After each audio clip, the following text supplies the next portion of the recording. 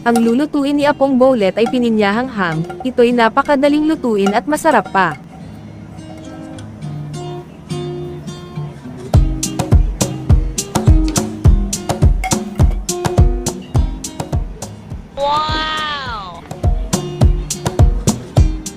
Hello, Galap Cooking! This is Apong Bowlet Show.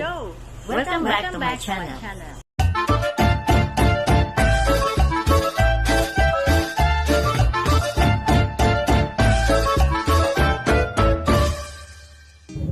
Ilagay sa kawali o kaldero ang kalahating kilo ng ini-sliced na ham, at lagyan ng 3 tablespoons of brown sugar, pero depende sa inyo panlasa. At idagdag ang lalong nagpapasarap na pineapple tidbit, depende rin sa dami na gusto ninyo. Huwag na kayong maglagay ng ibang ingredients dahil ang ham ay may sangkap na ito, madali lang lutuin at napakasarap ng lasa. Pakuluin ng ilang sandali, at para manot ang ingredients sa ham, haluin o baligtaran. Ganyan lang po kadali ang magluto ng pininyahang ham.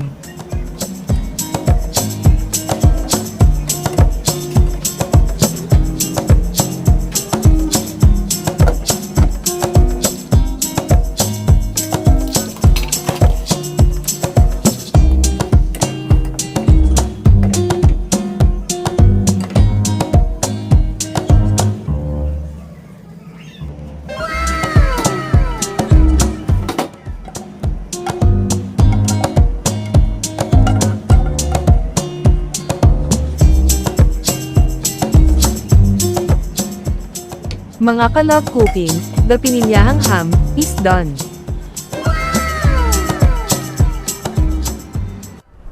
Guys, thank you for watching.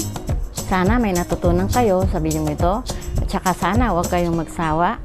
If you like this video, please subscribe, like and share. And don't forget to click the notification bell for my new upload to listen to you. And if you have a comment, please comment down below. So guys, bye-bye for now. See you on my next cooking show. Bye!